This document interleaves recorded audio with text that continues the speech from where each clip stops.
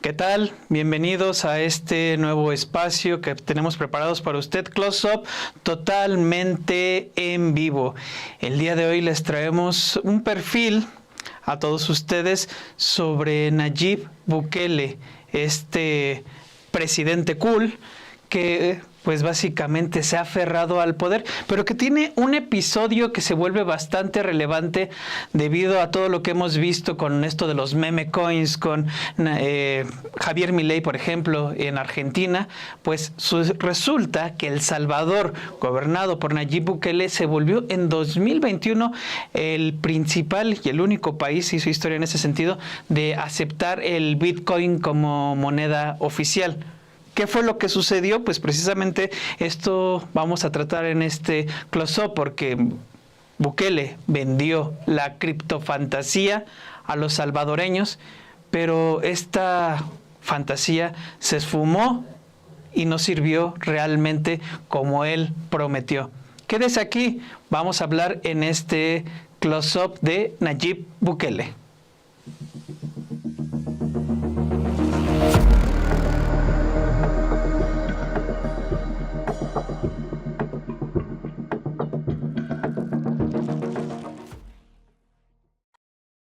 Como toda innovación, el proceso del Bitcoin en El Salvador tiene una curva de aprendizaje.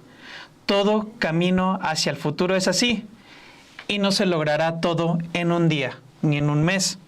Tuiteó Nayib Bukele el 6 de septiembre de 2021. Pero debemos romper los paradigmas del pasado. El Salvador tiene derecho a avanzar hacia el primer mundo. Más de 3 años después, ese sueño de romper paradigmas y avanzar hacia el primer mundo, pues se esfumó. Fue el pasado miércoles 29 de enero, cuando la Asamblea Legislativa de El Salvador, el Congreso, modificó la ley con la cual se autorizaba la adopción de esta moneda digital, el Bitcoin, como una moneda de curso legal en ese país. El cambio se dio en septiembre de 2021. Todo esto fue cuando pues Bukele lo da a conocer, lo adoptan y demás, lo cual implicaba que tanto el gobierno como particulares tenían que aceptar cualquier tipo de pago en esta moneda virtual. Sin embargo, pues todo esto se vino abajo recientemente con este decreto que ha sido considerado por la prensa como algo bastante confuso. Pero lo cierto es que si nos vamos a los datos puntuales, pues no era para menos que se revirtiera la medida. Primero, partamos del uso. Los salvadoreños realmente no estaban empleando el Bitcoin. Una reciente encuesta de la Universidad Centroamericana reveló que un 92% de los salvadoreños no usó el Bitcoin en transacciones en 2024. A esto se suman otras encuestas que muestran que también en el año pasado solo el 8% de la población utilizaba ocasionalmente la criptomoneda. En su punto máximo, este porcentaje apenas llegó al 20%. Lo cierto es que la población nunca confió realmente en el Bitcoin. El envío de remesas con criptomonedas tampoco funcionó, y a pesar de que se ofrecía hacerlo en forma gratuita. Según cifras recientes que da a conocer el diario El País, solo el 1% de las remesas que se recibe en El Salvador llegan a través de criptomonedas.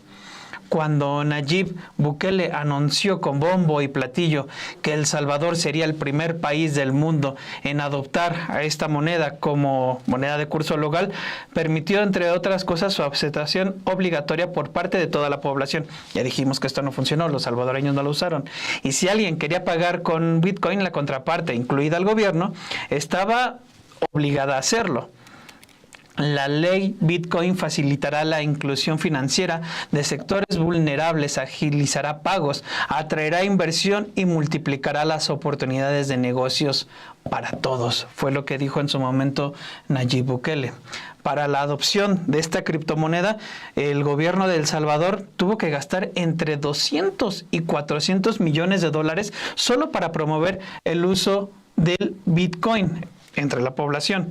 Eso implicó, por ejemplo, instalar cajeros automáticos especiales, diseñar una aplicación especial y otorgar incentivos económicos a los que adoptaran la billetera digital, el equivalente a algo así, unos $30 por persona adulta. Todo esto con recursos públicos. Pero bueno, eso ya llegó a su fin. El Bitcoin nunca fue usado, como ya lo dijimos. Tampoco tuvo su moderna urbe como prometió Bukele y ahora dejará de ser moneda de curso legal en El Salvador. Y aquí es donde entra un actor clave en todo esto. El Fondo Monetario Internacional. Desde 2021, el FMI manifestó una serie de preocupaciones económicas y legales respecto a la decisión de El Salvador de hacer de esta criptomoneda una moneda legal paralela. Y de hecho funcionó. El Salvador tuvo que ceder para acceder a un préstamo del Fondo Monetario Internacional de 1.400 millones de dólares, para lo cual puso fin a esta fantasía mediante la reforma aprobada en semanas pasadas en un Congreso dominado por el oficialismo, que ya le iré explicando, dominado por el oficialismo y que le ha permitido a Nayib Bukele llevar a cabo toda clase de tropelías. En este caso lo aprobaron el 29 de enero esta confusa reforma al Bitcoin a pedido del gobierno de Bukele, que no tuvo otra opción que recibir el crédito acordado en diciembre pasado por el Fondo Monetario Internacional. En la reforma que aprobó la mayoría legislativa de Bukele, se eliminó la palabra moneda para referirse al Bitcoin, solamente curso legal, pese a la falta de claridad que esto levanta y que generó la demanda del FMI, la obligación de aceptarlo las transacciones o pagos de deuda, se mantiene, pero ya no es esta segunda moneda legal que había prometido Nayib Bukele en esta criptofantasía para llevar a El Salvador al primer mundo. Pero ahora bien, y aquí es donde surge un punto importante.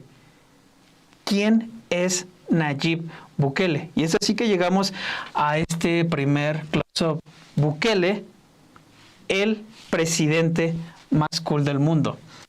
No lo digo yo, él lo escribió así en junio de 2019. Oficialmente soy el presidente más cool del mundo. Fue lo que escribió Nayib Armando Bukele Ortiz al rendir protesta como presidente de Salvador. Había ganado en febrero de ese año la elección en una primera vuelta, lo cual fue algo histórico, luego de una campaña en la que fue el abanderado por el partido Gran Alianza por la Unidad Nacional, GANA, un partido de derechas ligado a tramas de corrupción. El haberse sumado a esa agrupación política se dio luego de que en 2017 fuera expulsado del izquierdista Frente Farabundo Martí para la Liberación Nacional, lo que evidenció, ya lo verá usted, el gatopardismo de Bukele y la antesala, ese fue también la antesala de que fundara este partido Nuevas Ideas, con el cual tiene el dominio del Congreso recientemente. Gabriel Labrador, periodista del Faro del Salvador, uno de los medios más críticos en este país, ha explicado cómo Bukele se valió de una serie de artimañas discursivas para explicar a su electorado cómo optó por abanderar a este partido de derechas, este partido corrupto de derechas, debido, decía Bukele, a que la clase política buscaba bloquearlo, cuando en realidad lo hizo porque Nuevas Ideas no cumplía con los requisitos para competir en las elecciones presidenciales de 2019. Es decir, quiso Bukele ir con este partido, pero se le pasó un pequeño detalle. Ya se le había pasado la fecha de registro y tuvo que buscar un cascarón en el cual insertar todo este proyecto político. Hablé con Gabriel Labrador, el periodista del Faro, para explicar este momento. Vayamos a escucharlo. ¿No? Cuando lo expulsan en el año 2017, octubre, inmediatamente después anuncia que va a crear un movimiento llamado Nuevas Ideas, y entonces es cuando él empieza a ocupar mucho las redes sociales. Ya era un súper asiduo de las redes sociales, Twitter, sobre todo Facebook, y comienza a amalgamar este gran movimiento que en realidad no tiene ideología del inicio, sino que básicamente su ideología es oponerse a las clases tradicionales anteriores, a la FMLN y Arena, que son los partidos que surgieron en la guerra, que siguieron gobernando en la posguerra y que habían dominado el terreno político aquí. 2018, pues él ya lanza su movimiento y aquí comienza un juego de magia, básicamente, un acto de prestidigitación, porque Bukele da a entender a todo el mundo de que él tiene este movimiento llamado Nuevas Ideas y que va a competir en las elecciones de 2019. Pero los tiempos legales, el calendario electoral, sus plazos, todo, ya está decidido y legalmente no hay oportunidad por los tiempos de que Nuevas Ideas compita, al menos bajo ese nombre. Eso lo sabe Bukele y lo sabe su equipo, pero al gran público, él vende la idea de que lo están bloqueando y que el Tribunal Supremo Electoral en realidad está, como está dominado por los partidos viejos, ya lo están bloqueando. Y ocurren ciertas cosas que como que abonan a esa teoría, pero en realidad no es así. Eh, entonces, para competir en 2019, logra meterse en otro partido a última hora, un partido bastante cuestionado, diría yo, desde la prensa, desde la opinión pública, por casos de corrupción. Es un partido que surgió de Arena, es un hijo del partido de Arena, se llama Gana. Gana es un partido minoritario de derecha, pero que es medio derecha populista, pero que, bueno, Bukele es hábil para vender la idea de que se metió ahí solo porque si no, no podía competir. Y la gente eso, pues al final se lo perdona, compite y gana con números nunca antes vistos. Eh, es un personaje que dice en su primer día, en su primer discurso, después de ganar la elección, de que con él termina la posguerra y que van a dar vuelta a la página y que El Salvador comienza a escribir su nueva historia. De hecho, ya como presidente, Nayib Bukele ha demostrado la importancia que tiene para su gobierno el despliegue mediático, pero particularmente el de las redes sociales. Él se ha caracterizado por el amplio uso de redes sociales. De hecho, cuando da a conocer en su momento el despido de toda la estructura vieja de El Salvador, recurre a tweets para darlos a conocer. Este primer momento que les comentaba de oficialmente soy el presidente más cool, también lo hace mediante su cuenta de Twitter. De hecho, es este apego que tiene hacia el mundo digital, o al menos el uso que hace de él, que cuando acudió a la Asamblea General de la ONU, sacó su celular para tomarse una selfie y decir que el nuevo mundo ya no estaba en esta Asamblea General, sino al lugar donde iría la foto que se iba a tomar. Vayamos a ver este fragmento que ocurrió en la Asamblea General de la ONU en 2021, septiembre de 2021, cuando Nayib Bukele, ya presidente, acude a este foro internacional y exhibe de alguna manera esta frivolidad que lo ha caracterizado. En nombre del pueblo de El Salvador, que me ha dado el honor y la responsabilidad de servirle como presidente, me complace dirigirme a ustedes por primera ocasión desde esta palestra. Ahora, solo un segundo, si me permiten.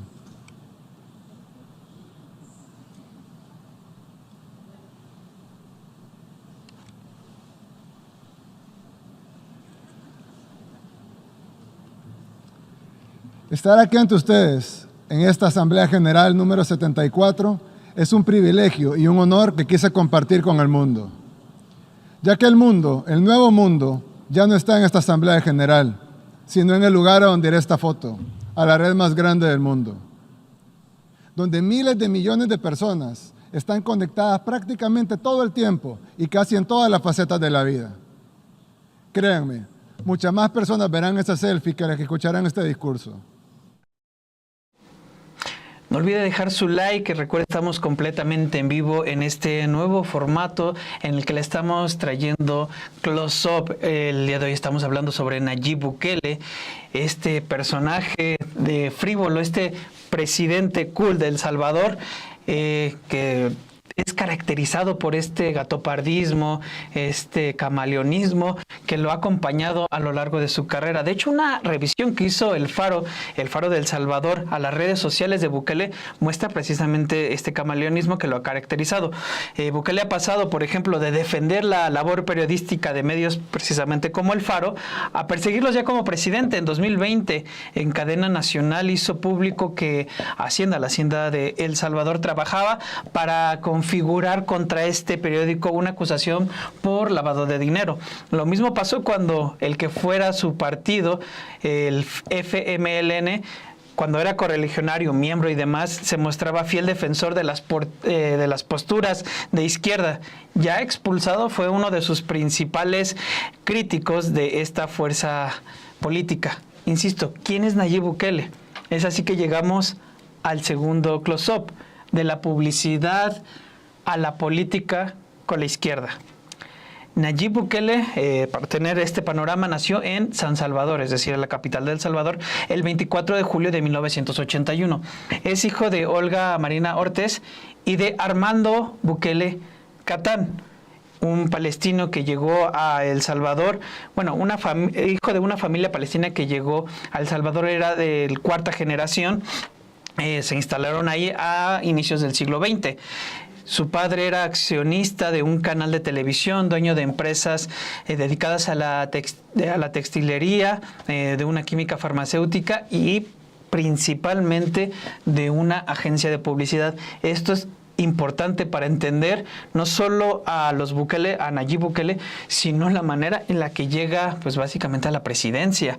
A esta última, precisamente esta agencia de publicidad, se remontan las ligas de Nayib Bukele, pero también de Armando Bukele, su papá, con el Frente Farabundo Martí para la Liberación Nacional, con cuyos dirigentes el padre de Nayib tenía una amistad conocida por todos, o sea, no es algo oculto. El propio Nayib Bukele lo ha dicho en distintos espacios. Su padre, cuando en algún momento se entera que Nayib iba a ir a la política, le dijo, no lo hagas porque ese es otro mundo distinto, pues ya se había desempeñado de tiempo atrás como publicista, propagandista de los partidos de izquierda.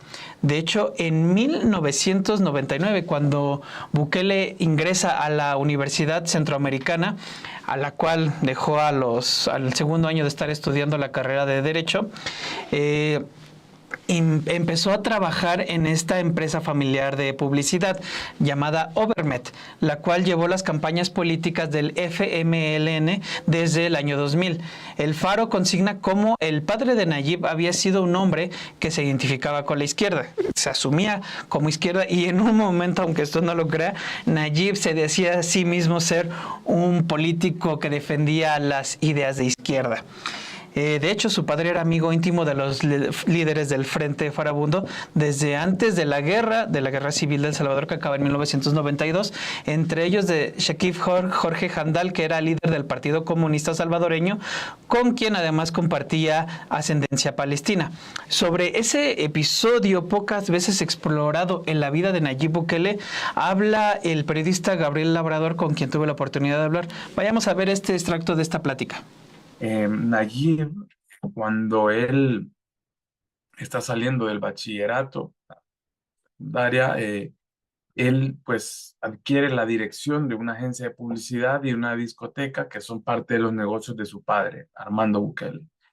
Y él pues entra en el mundo de la publicidad, de los espectáculos, y así pasan pues por lo menos sus inicios en los años 20, ¿no? Sus años, cuando tiene 20, 21, 22, está en estos negocios.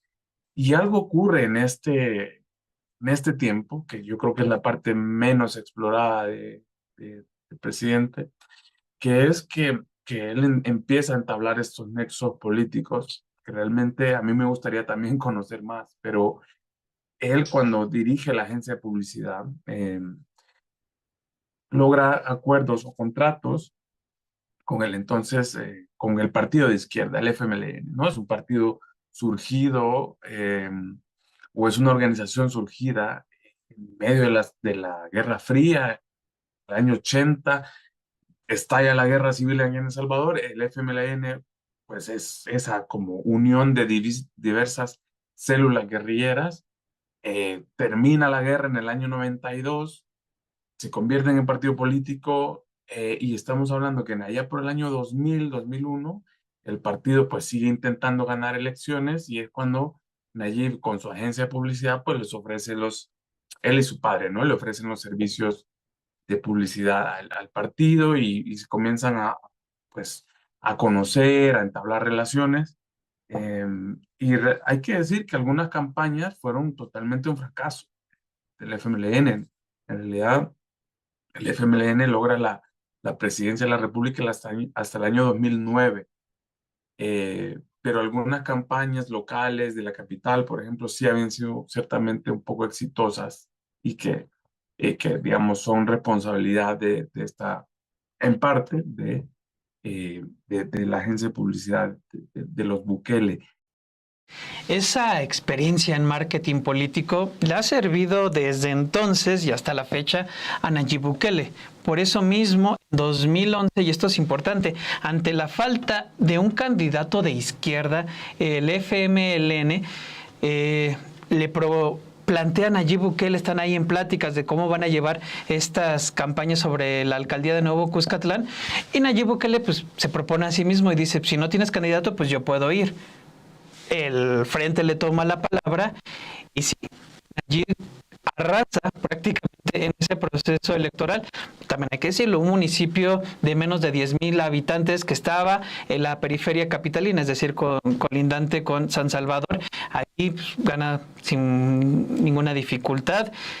Y eso también hay que tomarlo en cuenta. Gana cuando el Frente Farabundo pues, tenía la presidencia de la República, que había ganado en 2009 de la mano de Mauricio Funes, un periodista de televisión que una vez que asume el poder Nayib Bukele y tienen estas confrontaciones, pues huye a Nicaragua y sobre todo en medio de investigaciones de corrupción, huye a Nicaragua y ahí fallece a sus 65 años. Esto apenas pasó el pasado 21 de enero. Bueno, la popularidad de Nayib Bukele en este gobierno de Nuevo Cuscatlán, pues la gana mediante medidas pues, populistas, sobre todo el decir que iba a renunciar a gran parte de su salario para donarlo a becas, en publicar en sus redes anuncios buscando a personas talentosas que se quisieran sumar a la administración pública para darles trabajo, evidentemente, y sobre todo cuando empieza a hacer visitas a las zonas aledañas para repartir alimentos. Eso sí, hay un contraste. En su gestión, pues en Nuevo Cuscatlán está marcada por un endeudamiento importante que ha reportado la prensa. El Ministerio de Hacienda, de acuerdo con datos que consigna El Faro, clasificó a la alcaldía en la peor categoría financiera porque en ese periodo de gestión en el que estuvo Nayib Bukele, la deuda se disparó 320%. Pese a ello, su aceptación entre los salvadoreños, su estilo desenfadado, el que se vista con camisas abiertas, pantalones ahí holgados, su cabello engominado, su barba, los lentes y todo esto, y la manera en que él se mueve, habla, que es un muy buen orador, el que siempre se le vea tuiteando y demás, pues generó toda una aceptación entre el electorado de El Salvador, y de ahí da un salto que es clave. Así como en muchas partes del mundo el gobernar una capital te da todos los focos, en El Salvador llegar a San Salvador es prácticamente el trampolín para acceder a la presidencia, y pues así ocurrió con Nayib Bukele. Pasa de la alcaldía de Nuevo Cuscatlán a gobernar la alcaldía de San Salvador.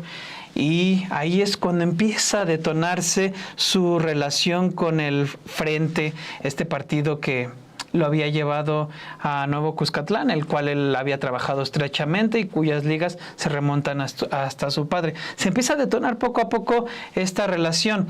De hecho, sobre este episodio habla también conmigo el periodista Gabriel Obrador. Vayamos a escuchar este fragmento de la entrevista. Y lo lanzan en el año 2014 a la candidatura de la alcaldía de San Salvador. La gana la alcaldía de San Salvador por poco margen a la derecha, al partido Arena. Pero digamos que ese es el gran hito que empieza a transformarlo todo. Bukele y su equipo, sobre todo sus hermanos, que son sus asesores de confianza, deciden entonces que sí está listo para buscar la presidencia. Y ahí comienza una pugna con el FMLN, con el partido que histórico, ya está repensando sus alianzas con outsiders como Bukele. Es decir, un pequeño paréntesis, el FMLN había logrado la presidencia en 2009 con un periodista que venía no de la militancia dura del partido, sino que era un ciudadano externo, que era bastante popular y no le había ido bien. La relación FMLN-gobierno había empezado a tener ciertos choques y eso le había como que dado cierta aleje al partido y algunos dirigentes del partido empezaron a ver que si volvían a darle una candidatura a un ciudadano parecido, no era hueso duro del partido, sino que alguien como Bukele, pues iba a volver a pasar lo mismo, que iba a haber una ruptura partido-gobierno. Y entonces no querían eso. Y ahí comienzan los choques. Bukele obviamente quería la candidatura presidencial, la pide, pero no se la dan.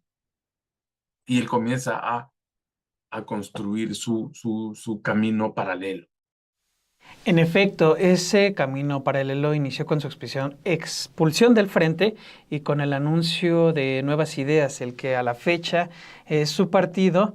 De hecho, con Nayib pasa algo curioso. Cuando empieza a ser candidato de Nuevo Cuscatlán y luego de El Salvador, él se aleja de los colores del frente y empieza a meter una cromática que es la que actualmente usa Nuevas Ideas.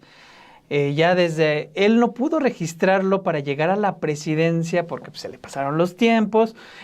Ahí estuvo haciendo que lo expulsaran del frente a partir de sus críticas, porque me explicaba Gabriel Labrador pues que el transfugismo no está regulado ya en El Salvador y pues es un delito, no se puede, está penado, no es algo que se establezca. En ese sentido, pues Bukele choca con los tiempos establecidos en la ley y fue por lo mismo que recurre a este partido Gana, con el cual llega a la presidencia, la cual se mantiene hasta la fecha. Es así que llegamos al segundo close-up: la guerra contra las maras y la reelección ilegal.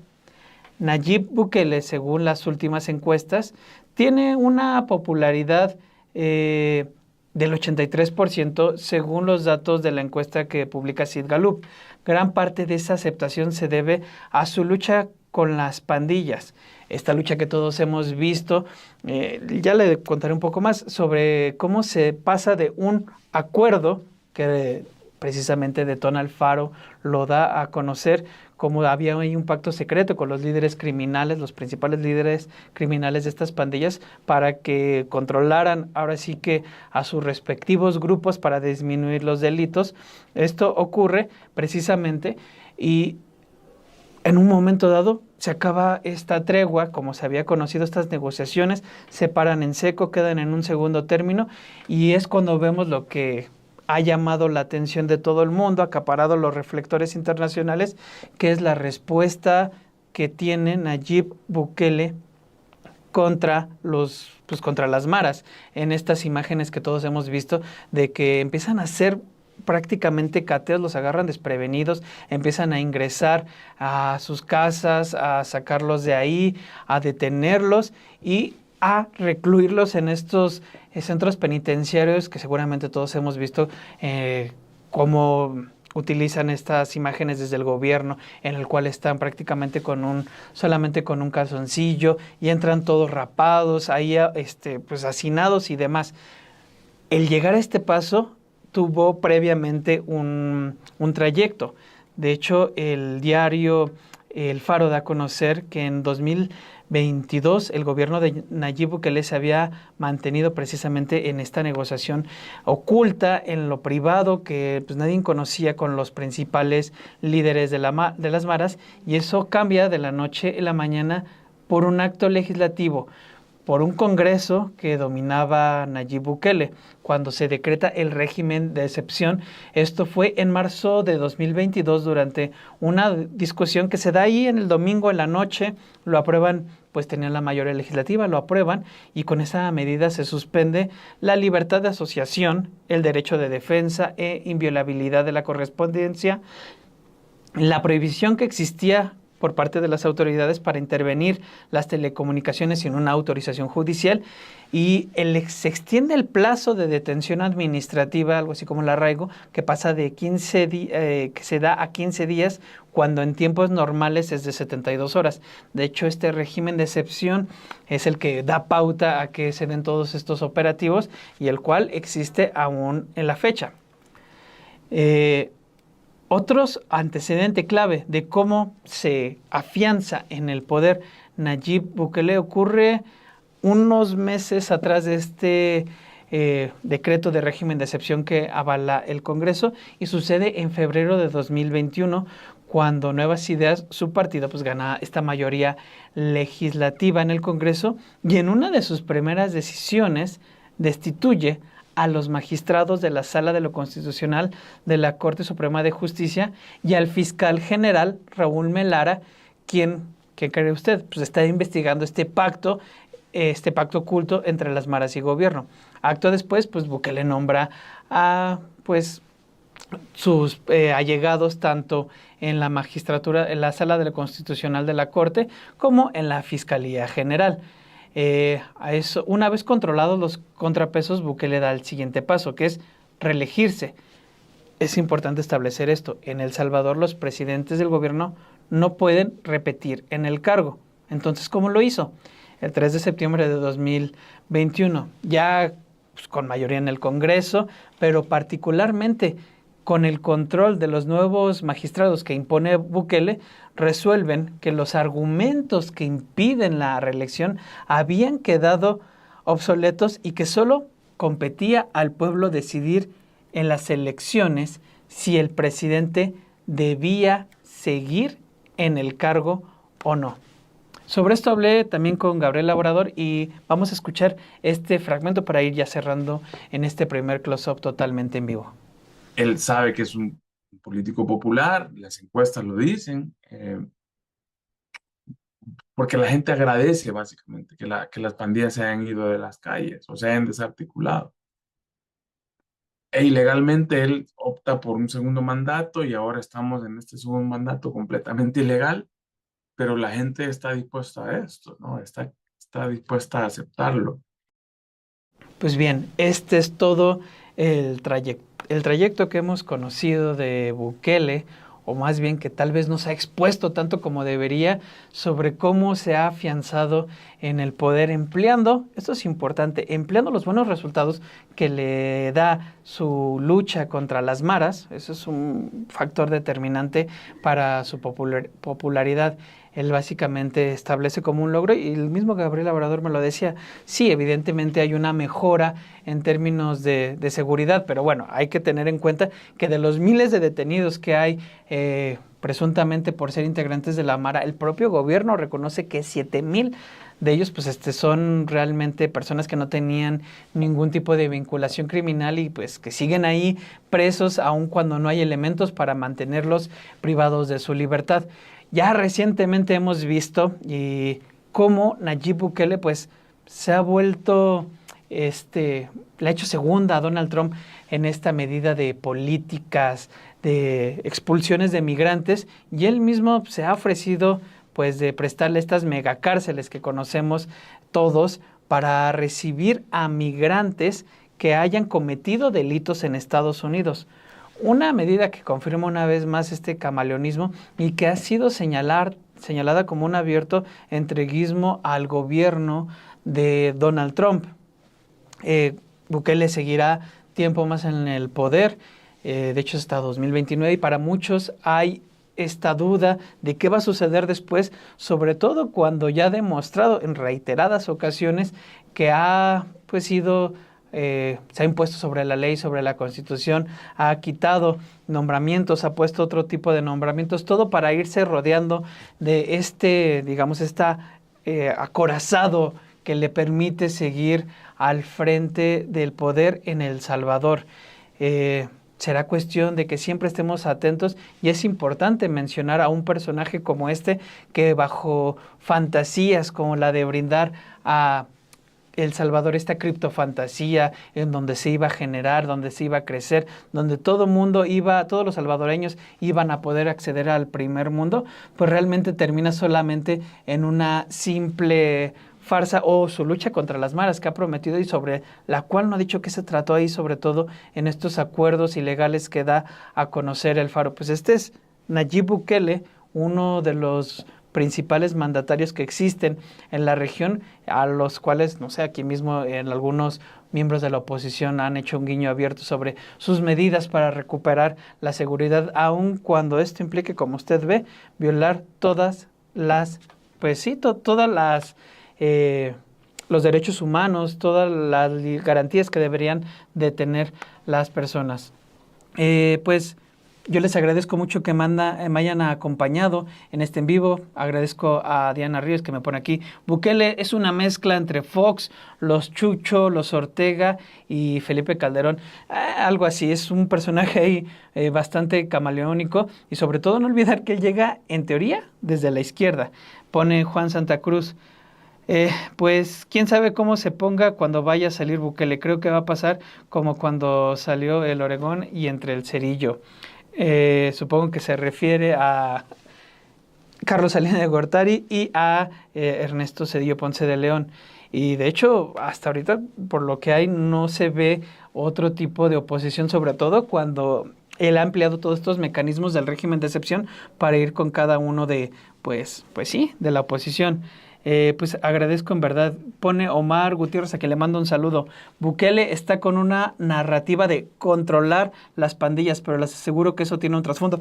Claro que tiene un trasfondo. Estos diálogos que mantienen en los secretos y que da a conocer este diario El Faro, pues es muy marcado cómo se da esto, los mantienen, y de la noche a la mañana con este régimen de excepción, insisto, se aprueba el domingo, es decir, es un albazo, y los agarra, él me dice, pues los agarran totalmente desprevenidos con la guardia baja, y es precisamente que emprenden todo este mecanismo de detenciones.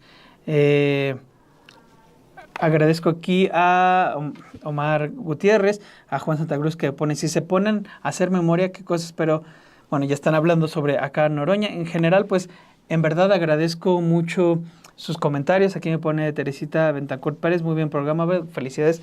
Gracias, Teresita. Enrique Ducas, Bukele es un mal chiste de la derecha.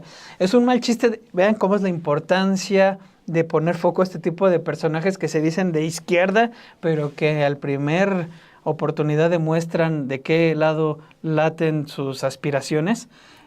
Pone el Master of Puppets, saludos, Obed, felicidades por tu nuevo programa. Muchas gracias, Master of Puppets. Miguel León, felicidades, Obed, muy buen programa y completo de datos sobre Bukele. Pues se los agradezco mucho. Y aquí también, no sé si algún personaje que ustedes creen que hay que ponerle este close-up, pues siempre son bienvenidas propuestas. Gracias, Diana, gracias, Jorge. ¿Cuál es el porcentaje de popularidad de Bukele en El Salvador?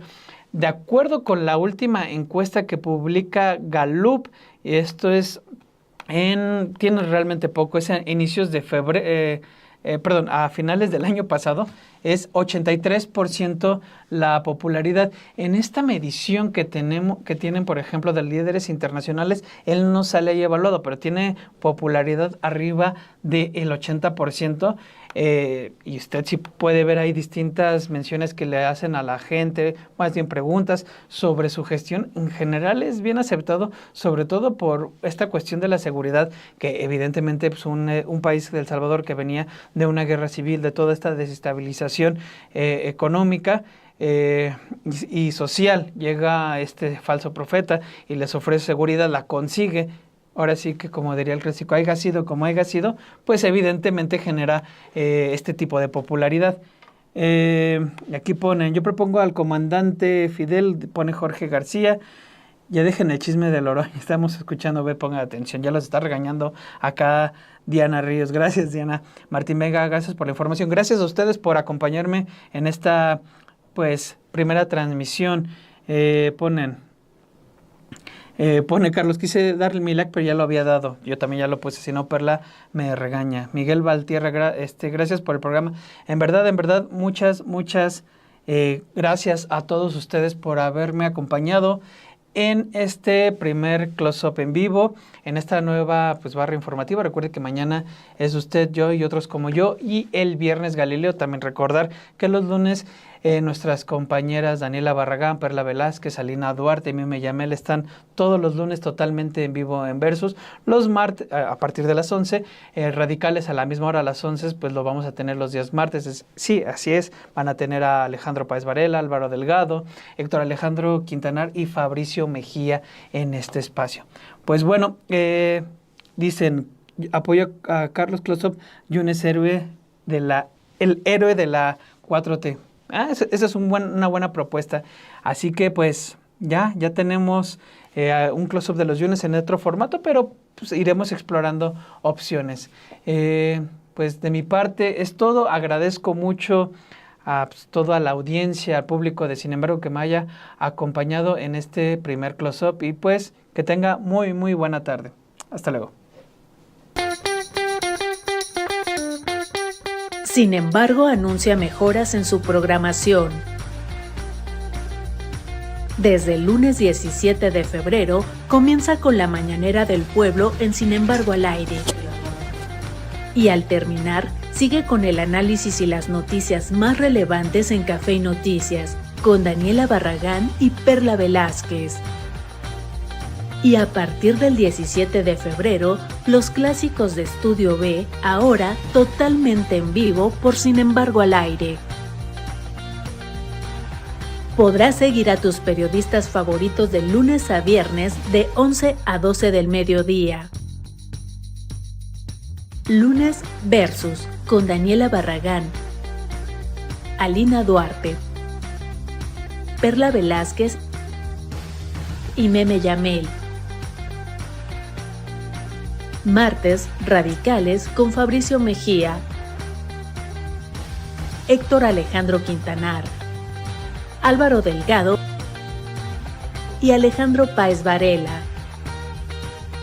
Miércoles, Close-up con Obed Rosas.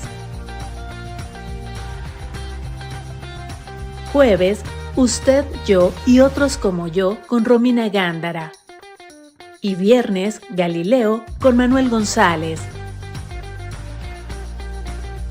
Todo por Sin embargo al aire.